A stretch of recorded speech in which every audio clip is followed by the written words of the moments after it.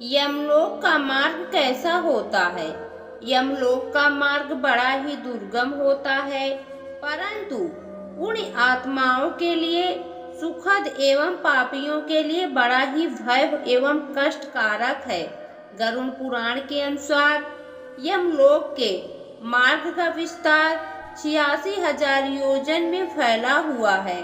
जो मनुष्य जीवित रहते हुए अच्छे कर्म एवं दान पुण्य नहीं करते हैं, वह इस मार्ग से सुखी पूर्वक जाते हैं, और जो धर्म से हीन होते हैं, वह पापी आत्माओं को इस मार्ग से होकर बड़ा ही कष्ट भोगना पड़ता है।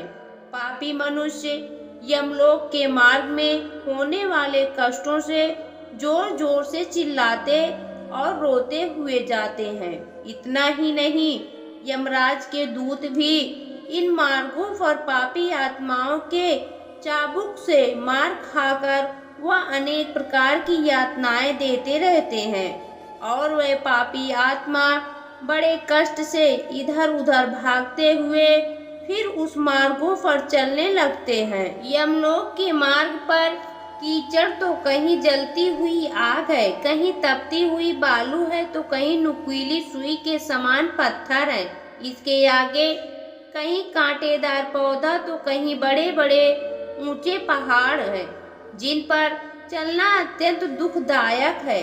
इस मार्ग के आगे कंकर कहीं सुई के समान कांटे बिछे हैं, कहीं खतरनाक जंगली जानवर हैं। इस प्रकार पापी मनुष्य इन सब रास्तों में आने वाले कष्टों से होकर यात्रा करते हैं।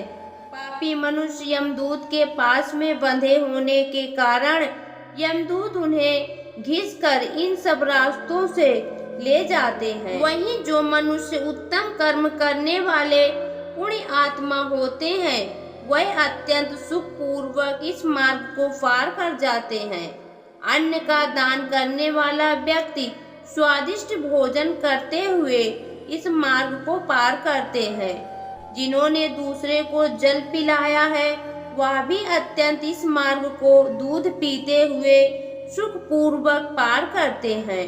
साथ ही दूध दही आदि दान करने वाले पुरुष सुधा पान करते हुए इस मार्ग को सुख पूर्वक पार करते हुए यम के द्वार तक जाते हैं। इतना ही नहीं, वस्त्र का दान करने वाले पुरुष दिव्य वस्त्रों से सुसज्जित होकर इस मार्ग को सुख पूर्वक पार करते हैं।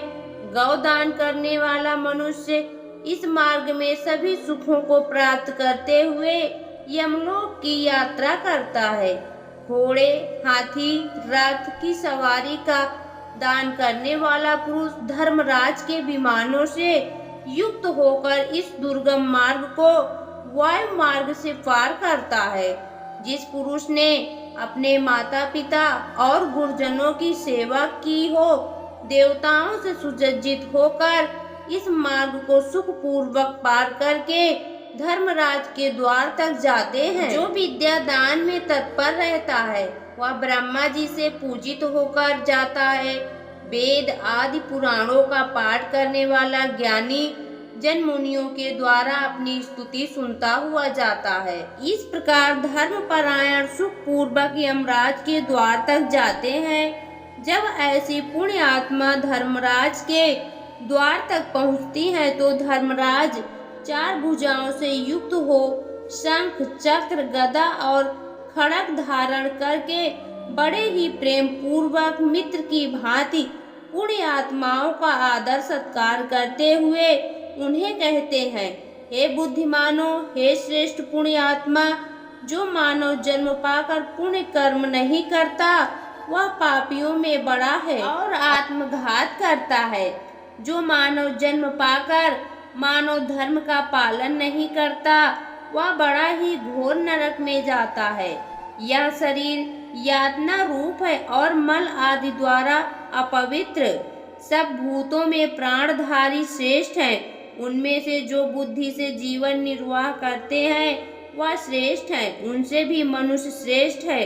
मनुष्य में ब्राह्मण, ब्राह्मणों में विद्वान और विद्वानों में अंचल बुद्धि वाले श्रेष्ठ हैं। अंचल बुद्धि वाले पुरुषों में से कर्तव्य का पालन करने वाले श्रेष्ठ हैं और कर्तव्य पालन करने वालों में से भी ब्रह्मवादी वीर का कथन करने वाले श्रेष्ठ हैं। ब्रह्मवादियों में भी वह श्रेष्ठ कहा जाता है जो ममता आदि दोषों से रहित हो।